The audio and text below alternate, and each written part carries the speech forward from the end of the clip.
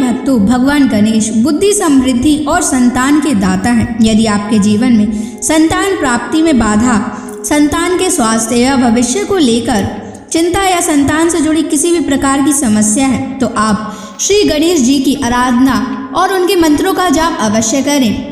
भगवान गणेश के मंत्रों का नियमित 108 बार जाप करने से आपके पुत्र पर बने हुए सारे संकट एक बार में ही खत्म हो जाएंगे और आपके पुत्र पर भगवान गणेश की असीम कृपा बनी रहेगी। इसलिए आज हम आपको भगवान गणेश का एक ऐसा चमत्कारी और प्रभावशाली मंत्र बताने जा रहे हैं, जिस मंत्र के नियमित 108 बार जाप करने से आपका पुत्र हमेशा खुश रहेगा और उसका स्वास्थ्य हमेशा अच्छा बना रहेगा। आपके पुत्र को उसके भविष्य में कभी भी असफलता प्राप्त नहीं होगी, उसका जीवन हमेशा खुशियों से भर जाएगा। इसलिए प्यारे भक्तों, इस मंत्र का नियमित 108 बार जाप करें। यह गणेश जी का अचूक मंत्र है, इसलिए इस मंत्र का नियमित 108 बार जाप करें। यदि आप इस मंत्र का नियमित 108 बार जाप करने में असफल हैं, तो आप इस वीडियो को अपने मोबाइल फ़ोन पर या स्पीकर पर चलाकर नियमित सुनें। अगर आप भगवान गणेश जी की असीम कृपा प्राप्त करना चाहते हैं और उनका आशीर्वाद अपने ऊपर बनाए रखना चाहते हैं, तो इस वीडियो को लाइक और चैनल को सब्सक्राइब जरूर कर दीजिए और कमेंट बॉक्स में जय श्री गणेश अवश्य लिख दीजिए। तो चलिए भक्तों, मंत्र का जाप करना प्रारंभ करते हैं। ओम ग्लौम गम गणपतये सर्वदुष्ट ग्रहे बाधा विनाशाय स्वाहा। ओम ग्लौम गम गणपतये सर्वदुष्ट ग्रहे बाधा विनाशाय स्वाहा।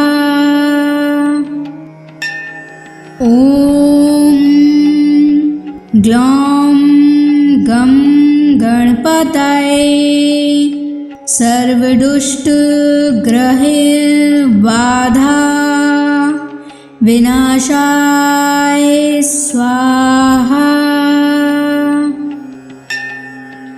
ओम ग्लौम गम गणपतये सर्वदुष्ट ग्रहे बाधा विनाशाय स्वाहा। ओम ग्लौम गम गणपतये सर्वदुष्ट ग्रहे बाधा विनाशाय स्वाहा। ओम ग्लौम गम गणपतये सर्वदुष्ट ग्रहे बाधा विनाशाय स्वाहा। ओम ग्लौम गम गणपतये सर्वदुष्ट ग्रहे बाधा विनाशाय स्वाहा। ओम ग्लौम गम गणपतये सर्वदुष्ट ग्रहे बाधा विनाशाय स्वाहा।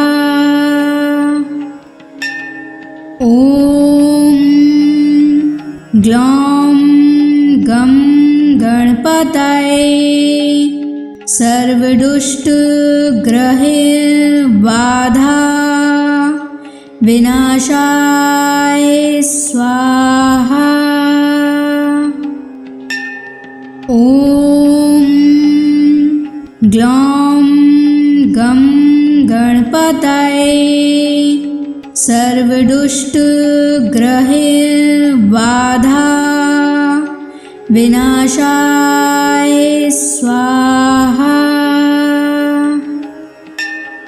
ओम ग्लौं गं गणपतये सर्वदुष्टग्रहबाधा विनाशाय स्वाहा। ॐ ग्लौं गं गणपतये सर्वदुष्टग्रहबाधा विनाशाय स्वाहा। ॐ ग्लौं गं गणपतये सर्वदुष्टग्रहबाधा विनाशाय स्वाहा। ॐ ग्लौं गं गणपतये सर्वदुष्टग्रहबाधा विनाशाय स्वाहा। ॐ ग्लौं गं गणपतये सर्वदुष्टग्रहबाधा विनाशाय स्वाहा। ॐ ग्लौं गं गणपतये सर्वदुष्टग्रहबाधा विनाशाय स्वाहा। ॐ ग्लौं गं गणपतये सर्वदुष्टग्रहबाधा विनाशाय स्वाहा। ॐ ग्लौं गं गणपतये सर्वदुष्टग्रहबाधा विनाशाय स्वाहा। ॐ ग्लौं गं गणपतये सर्वदुष्टग्रहबाधा विनाशाय स्वाहा। ॐ ग्लौं गं गणपतये सर्वदुष्टग्रहबाधा विनाशाय स्वाहा। ॐ ग्लौं गं गणपतये सर्वदुष्टग्रहबाधा विनाशाय स्वाहा। ॐ ग्लौं गं गणपतये सर्वदुष्टग्रहबाधा विनाशाय स्वाहा। ॐ ग्लौं गं गणपतये सर्वदुष्टग्रहबाधा विनाशाय स्वाहा। ॐ ग्लौं गं गणपतये सर्वदुष्टग्रहबाधा विनाशाय स्वाहा। ॐ ग्लौं गं गणपतये सर्वदुष्टग्रहैर्बाधा विनाशाय स्वाहा। ॐ ग्लौं गं गणपतये सर्वदुष्टग्रहैर्बाधा विनाशाय स्वाहा। ॐ ग्लौं गं गणपतये सर्वदुष्टग्रहैर्बाधा विनाशाय स्वाहा। ॐ ग्लौं गं गणपतये सर्वदुष्टग्रहैर्बाधा विनाशाय स्वाहा। ॐ ग्लौं गं गणपतये सर्वदुष्टग्रहैर्बाधा विनाशाय स्वाहा। ॐ ग्लौं गं गणपतये सर्वदुष्टग्रहैर्बाधा विनाशाय स्वाहा। ॐ ग्लौं गं गणपतये सर्वदुष्टग्रहैर्बाधा विनाशाय स्वाहा। ॐ ग्लौं गं गणपतये सर्वदुष्टग्रहैर्बाधा विनाशाय स्वाहा। ॐ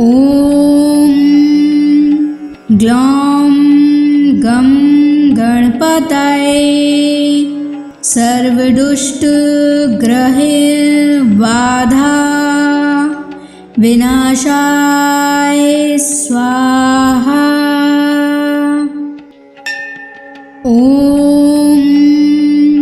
ग्लौं गं गणपतये सर्वदुष्टग्रहैर्बाधा विनाशाय स्वाहा। ॐ ग्लौं गं गणपतये सर्वदुष्टग्रहैर्बाधा विनाशाय स्वाहा। ॐ ग्लौं गं गणपतये सर्वदुष्टग्रहैर्बाधा विनाशाय स्वाहा। ॐ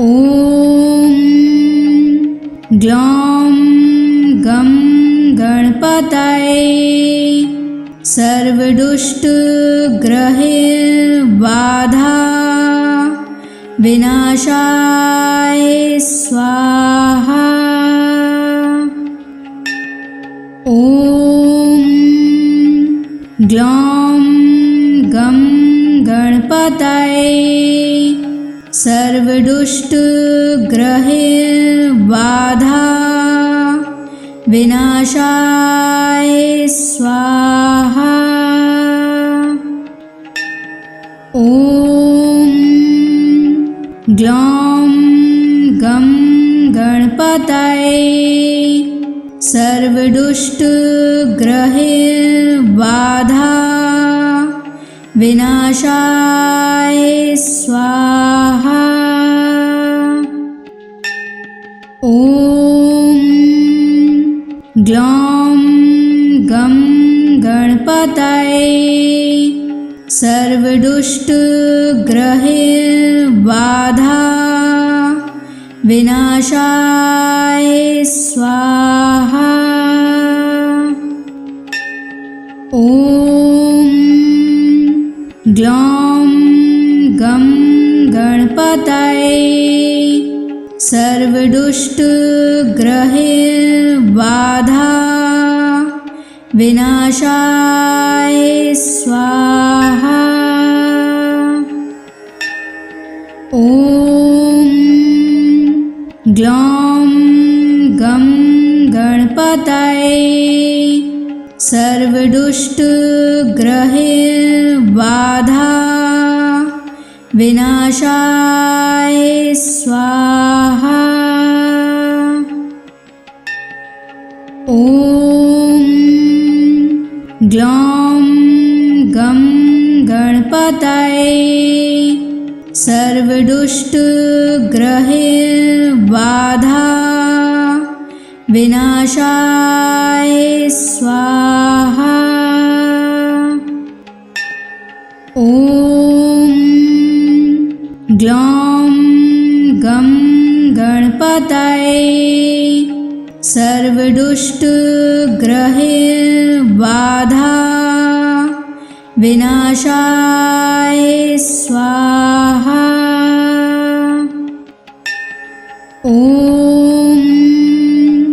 ग्लौं गं गणपतये सर्वदुष्टग्रहबाधा विनाशाय स्वाहा।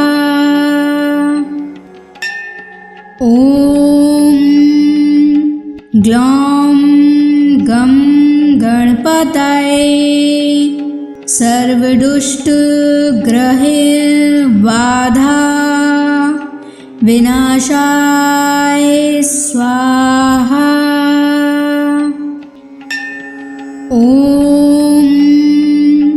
ग्लौं गं गणपतये सर्वदुष्टग्रहबाधा विनाशाय स्वाहा। ॐ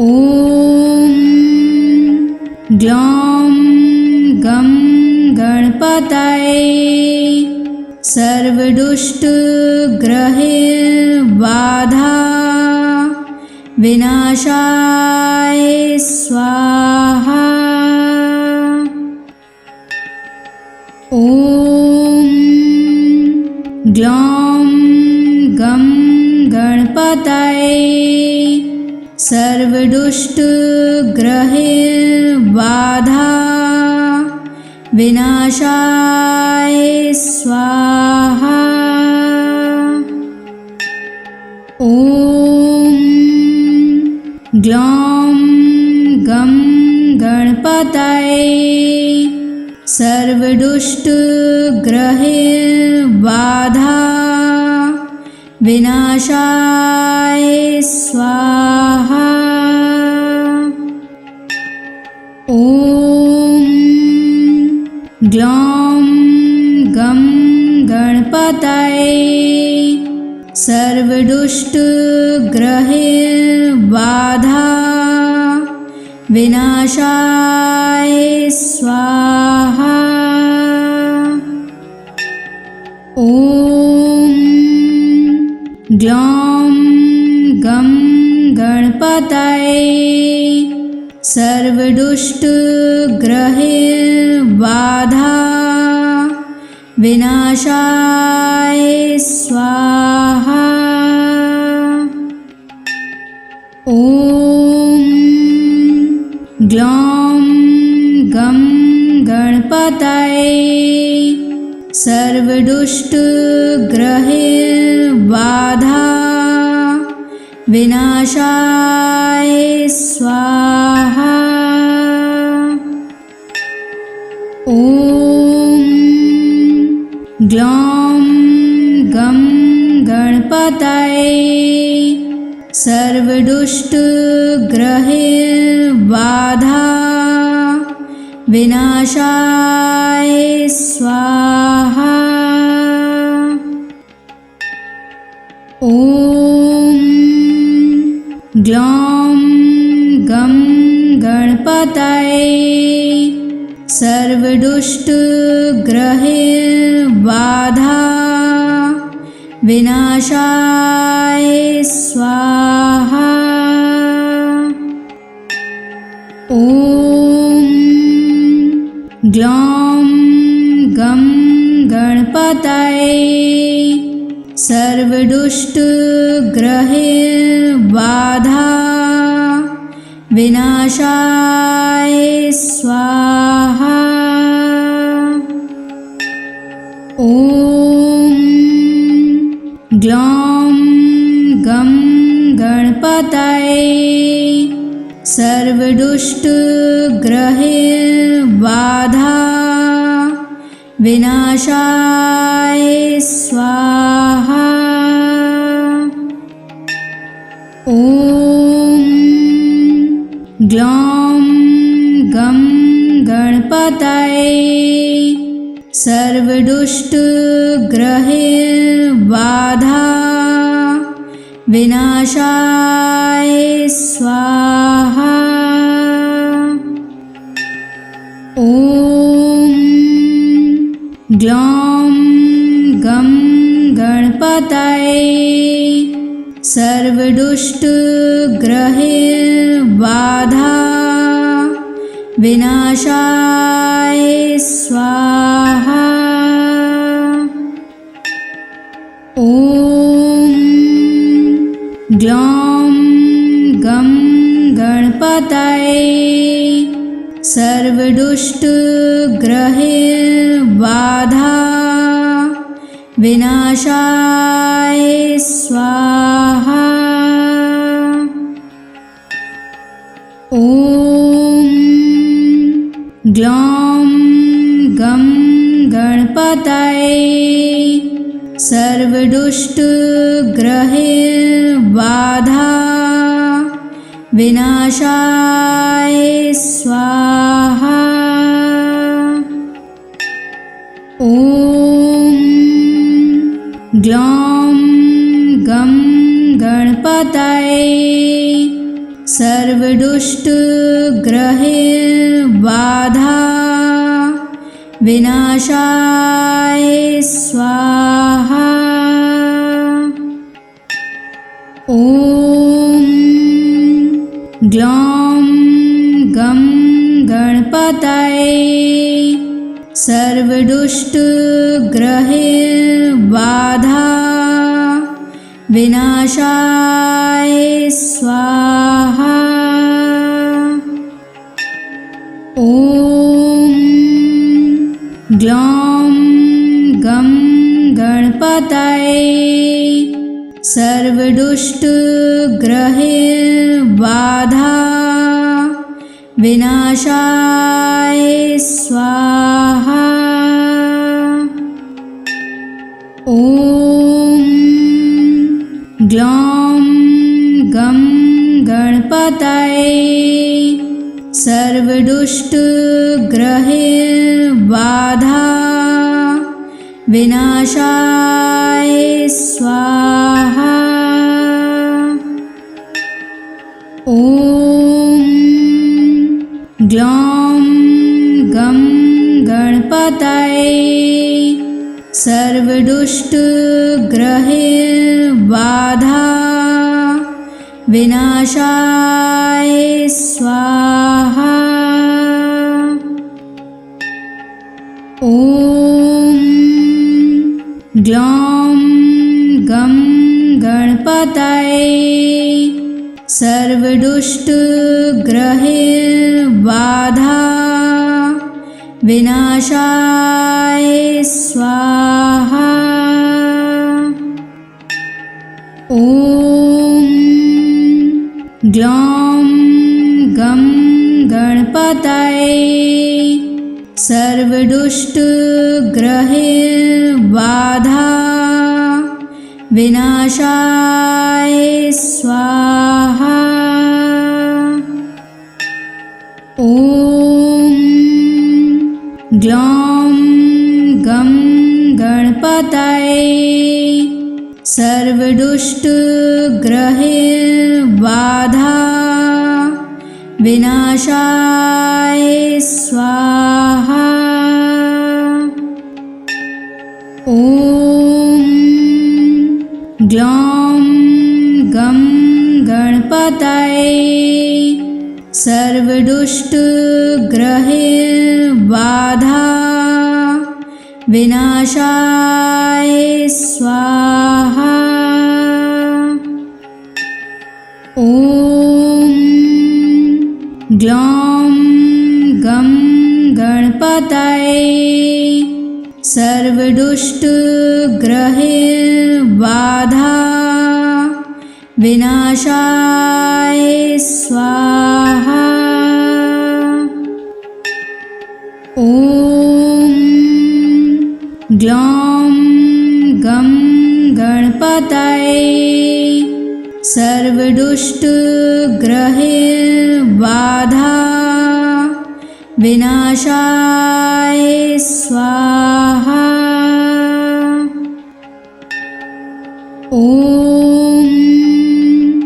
ग्लौं गं गणपतये सर्वदुष्टग्रहैर्बाधा विनाशाय स्वाहा। ॐ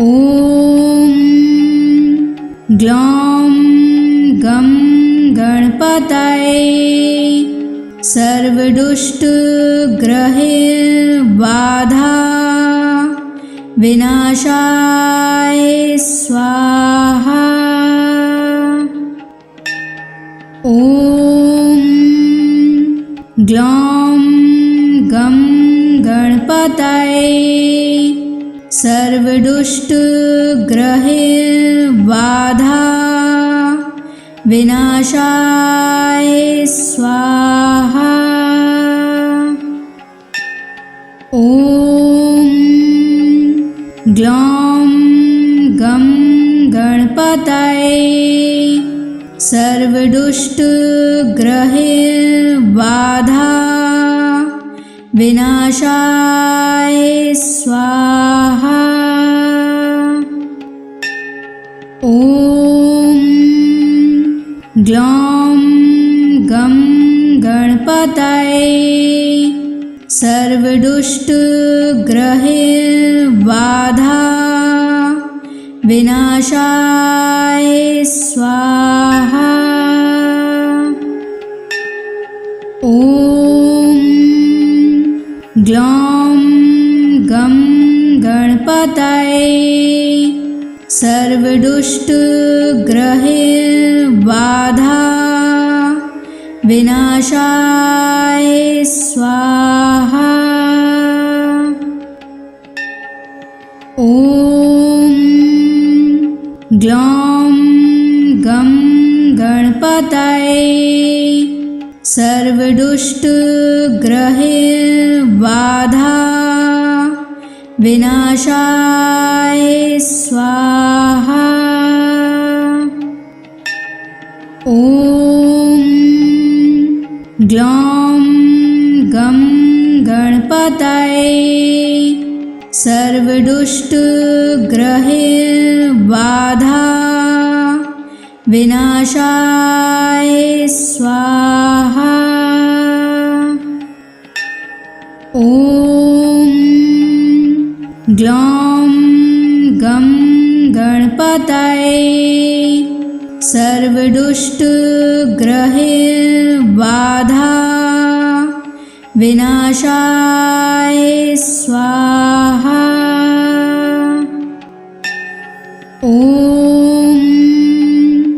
ग्लौं गं गणपतये सर्वदुष्टग्रहैर्बाधा विनाशाय स्वाहा।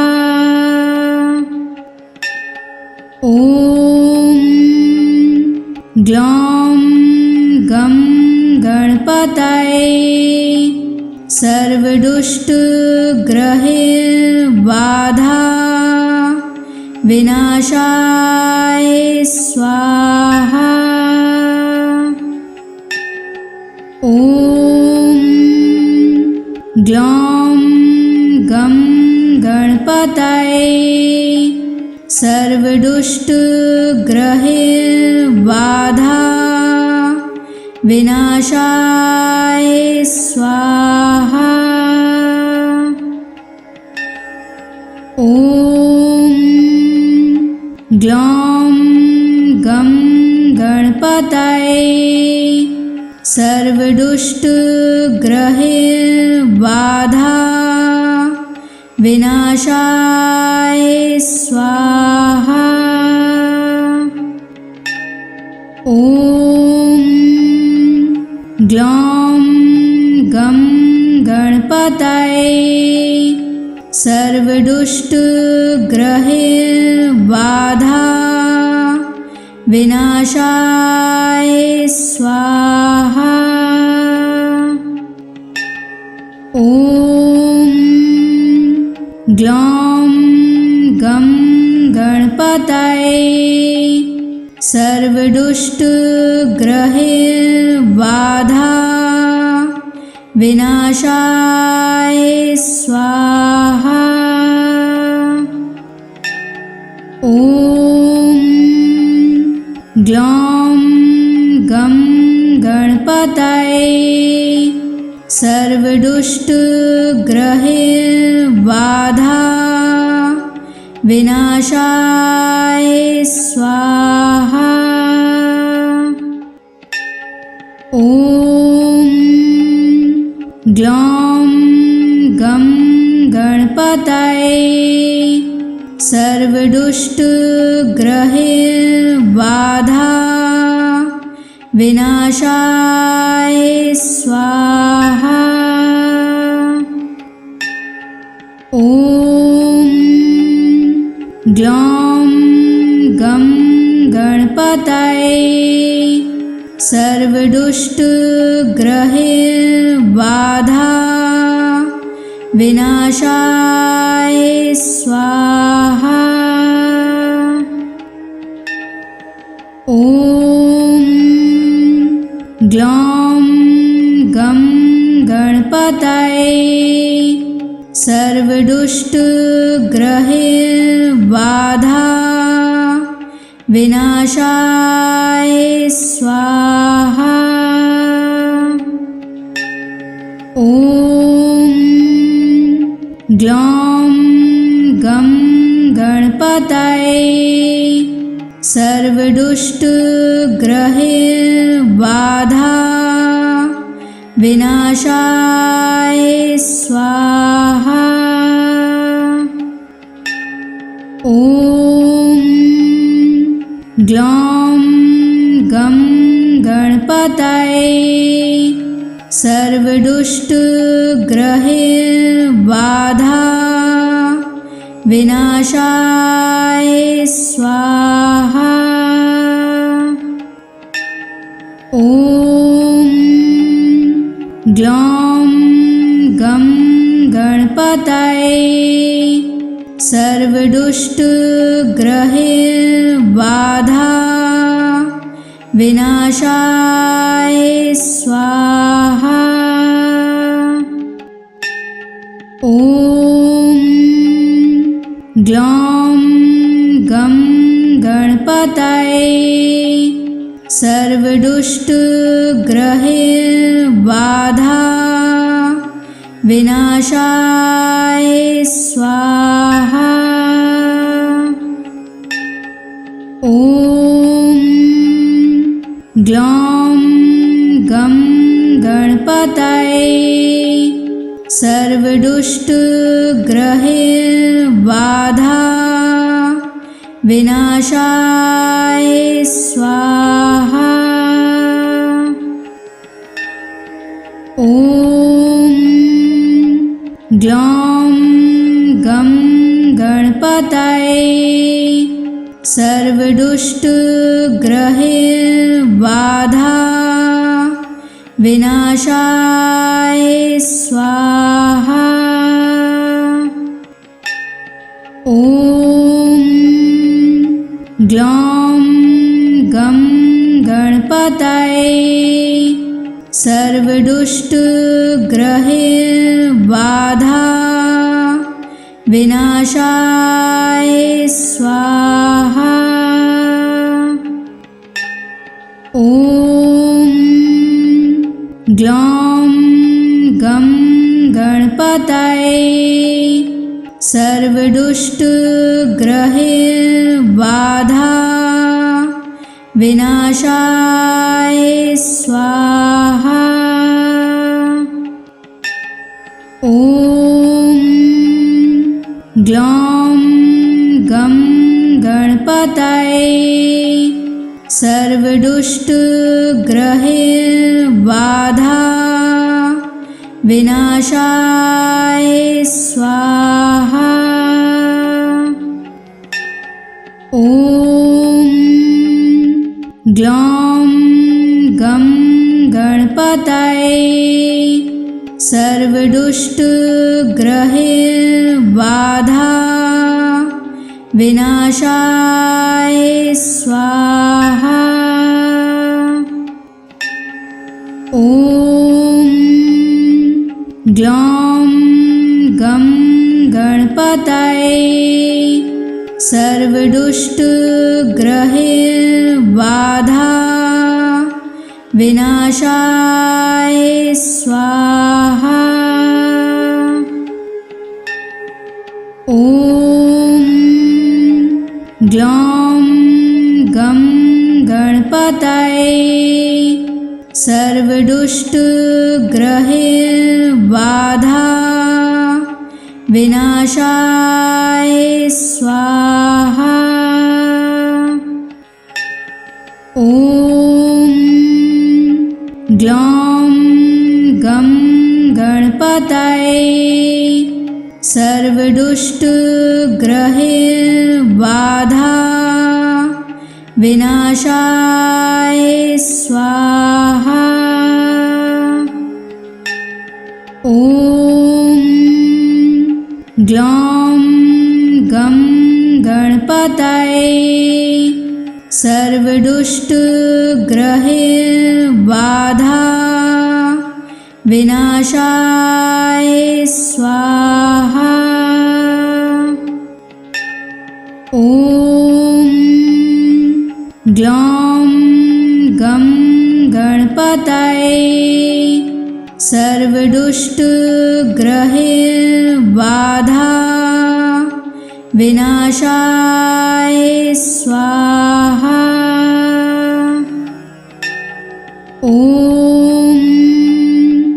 ग्लौं गं गणपतये सर्वदुष्टग्रहैर्बाधा विनाशाय स्वाहा।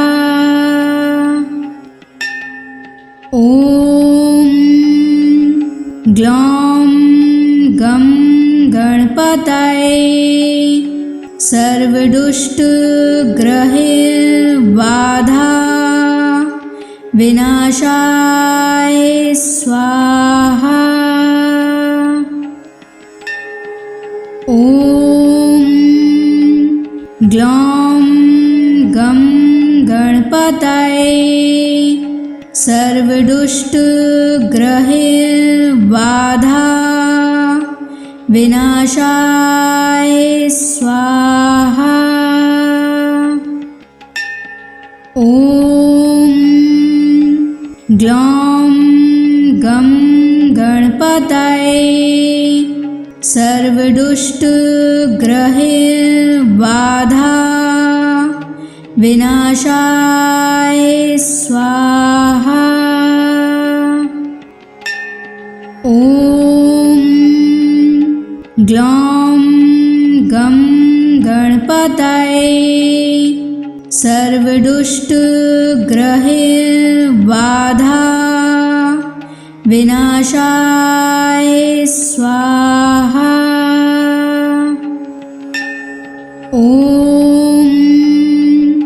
ग्लौं गं गणपतये सर्वदुष्टग्रहबाधा विनाशाय स्वाहा। ॐ ग्लौं गं गणपतये सर्वदुष्टग्रहबाधा विनाशाय स्वाहा। ॐ ग्लौं गं गणपतये सर्वदुष्टग्रहबाधा विनाशाय स्वाहा। ॐ ग्लौं गं गणपतये सर्वदुष्टग्रहबाधा विनाशाय स्वाहा। ॐ ग्लौं गं गणपतये सर्वदुष्टग्रहबाधा विनाशाय स्वाहा। ॐ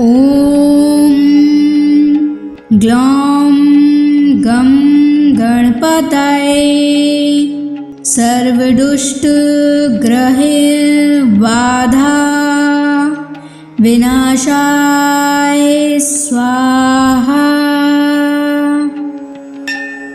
ॐ ग्लौं गं गणपतये सर्वदुष्टग्रहबाधा विनाशाय स्वाहा। ॐ ग्लौं गं गणपतये सर्वदुष्टग्रहबाधा विनाशाय स्वाहा। ॐ ग्लौं गं गणपतये सर्वदुष्टग्रहबाधा विनाशाय स्वाहा। ॐ ग्लौं गं गणपतये सर्वदुष्टग्रहबाधा विनाशाय स्वाहा। ॐ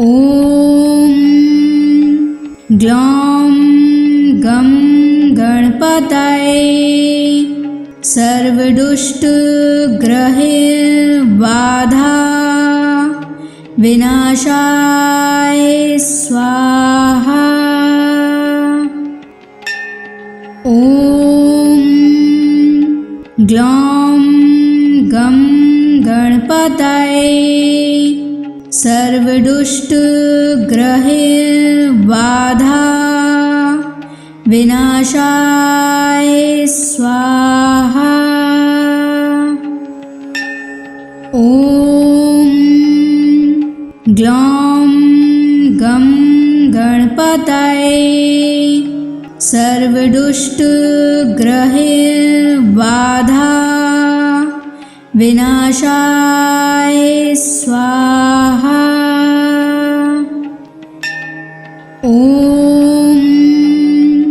ग्लौं गं गणपतये सर्वदुष्टग्रहबाधा विनाशाय स्वाहा।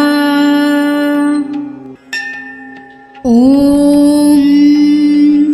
ग्लौं गं गणपतये सर्वदुष्टग्रहैर्बाधा विनाशाय स्वाहा। ॐ ग्लौं गं गणपतये सर्वदुष्टग्रहैर्बाधा विनाशाय स्वाहा। ॐ ग्लौं गं गणपतये सर्वदुष्टग्रहैर्बाधा विनाशाय स्वाहा। ॐ ग्लौं गं गणपतये सर्वदुष्टग्रहैर्बाधा विनाशाय स्वाहा। ॐ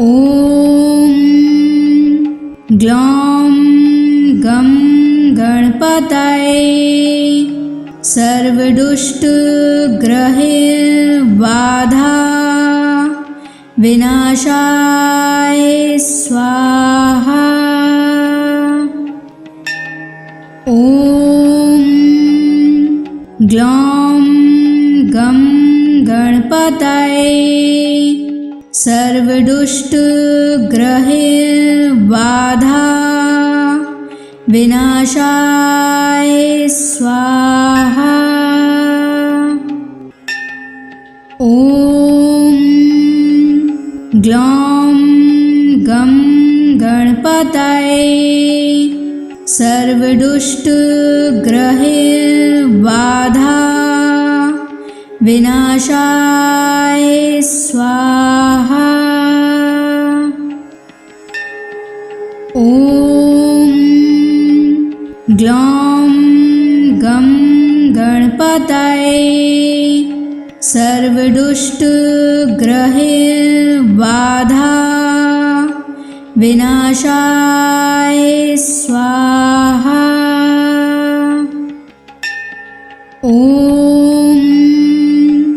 ग्लौं गं गणपतये सर्वदुष्टग्रहैर्बाधा विनाशाय स्वाहा। ॐ ग्लौं गं गणपतये सर्वदुष्टग्रहैर्बाधा विनाशाय स्वाहा। ॐ ग्लौं गं गणपतये सर्वदुष्टग्रहैर्बाधा विनाशाय स्वाहा। ॐ ग्लौं गं गणपतये सर्वदुष्टग्रहैर्बाधा विनाशाय स्वाहा। ॐ ग्लौं गं गणपतये सर्वदुष्टग्रहैर्बाधा विनाशाय स्वाहा। ॐ ग्लौं गं गणपतये सर्वदुष्टग्रहैर्बाधा विनाशाय स्वाहा। ॐ ग्लौं गं गणपतये सर्वदुष्टग्रहैर्बाधा विनाशाय स्वाहा। ॐ ग्लौं गं गणपतये सर्वदुष्टग्रहबाधा विनाशाय स्वाहा। ॐ ग्लौं गं गणपतये सर्वदुष्टग्रहबाधा विनाशाय स्वाहा। ॐ ग्लौं गं गणपतये सर्वदुष्टग्रहबाधा विनाशाय स्वाहा। ॐ ग्लौं गं गणपतये सर्वदुष्टग्रहबाधा विनाशाय स्वाहा। ॐ ग्लौं गं गणपतये सर्वदुष्टग्रहबाधा विनाशाय स्वाहा। ॐ ग्लौं गं गणपतये सर्वदुष्टग्रहबाधा विनाशाय स्वाहा। ॐ ग्लौं गं गणपतये सर्वदुष्टग्रहबाधा विनाशाय स्वाहा। ॐ ग्लौं गं गणपतये सर्वदुष्टग्रहबाधा विनाशाय स्वाहा। ॐ ग्लौं गं गणपतये सर्वदुष्टग्रहबाधा विनाशाय स्वाहा। ॐ ग्लौं गं गणपतये सर्वदुष्टग्रहबाधा विनाशाय स्वाहा। ॐ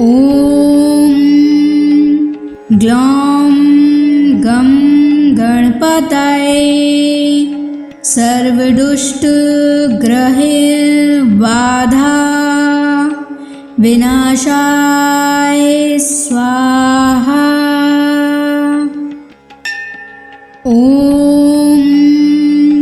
ग्लौं गं गणपतये सर्वदुष्टग्रहबाधा विनाशाय स्वाहा।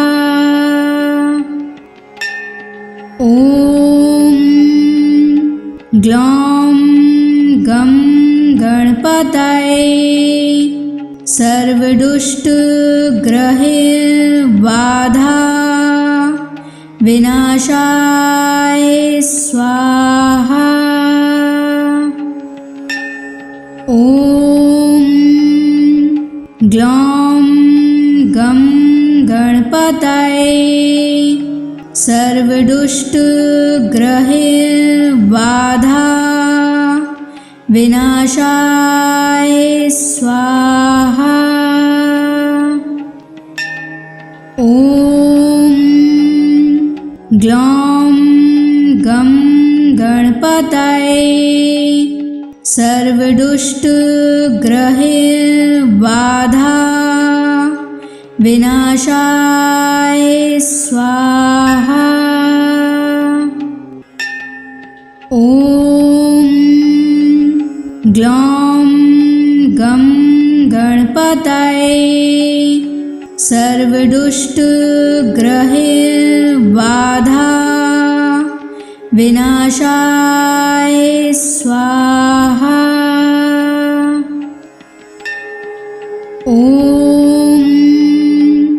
ग्लौं गं गणपतये सर्वदुष्टग्रहबाधा विनाशाय स्वाहा।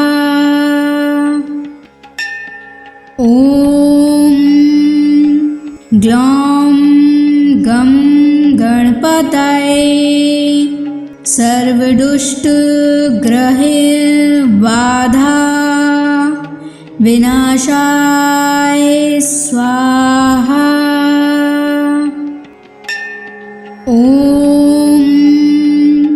ग्लौं गं गणपतये सर्वदुष्टग्रहबाधा विनाशाय स्वाहा। ॐ ग्लौं गं गणपतये सर्वदुष्टग्रहबाधा विनाशाय स्वाहा। ॐ ग्लौं गं गणपतये सर्वदुष्टग्रहबाधा विनाशाय स्वाहा। ॐ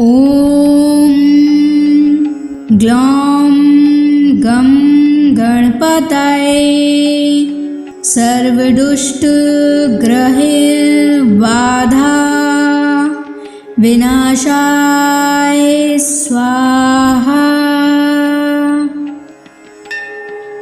ॐ ग्लौं गं गणपतये सर्वदुष्टग्रहबाधा विनाशाय स्वाहा। ॐ ग्लौं गं गणपतये सर्वदुष्टग्रहबाधा विनाशाय स्वाहा। ॐ ग्लौं गं गणपतये सर्वदुष्टग्रहबाधा विनाशाय स्वाहा। ॐ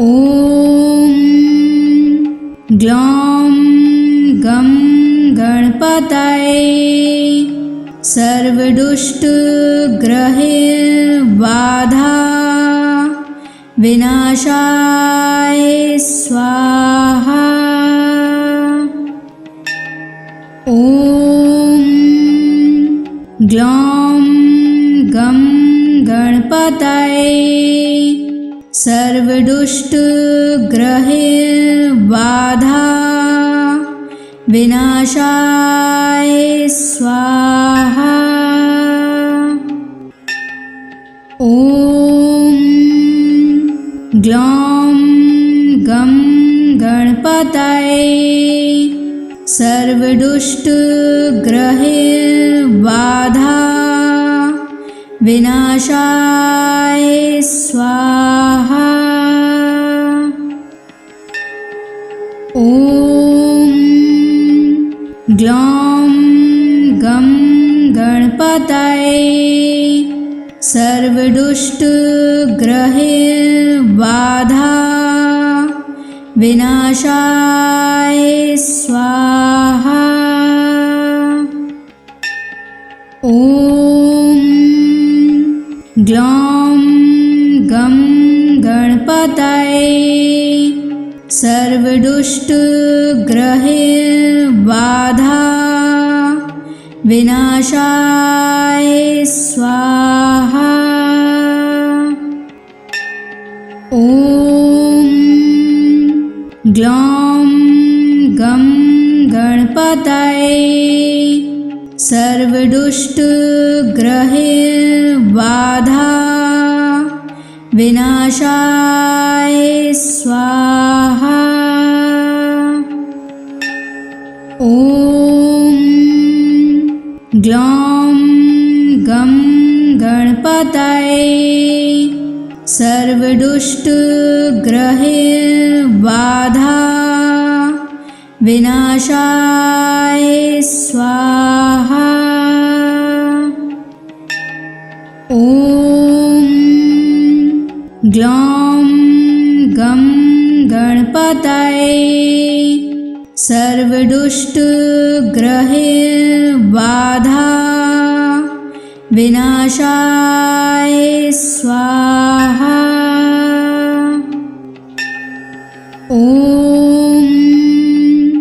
ग्लौं गं गणपतये सर्वदुष्टग्रहबाधा विनाशाय स्वाहा।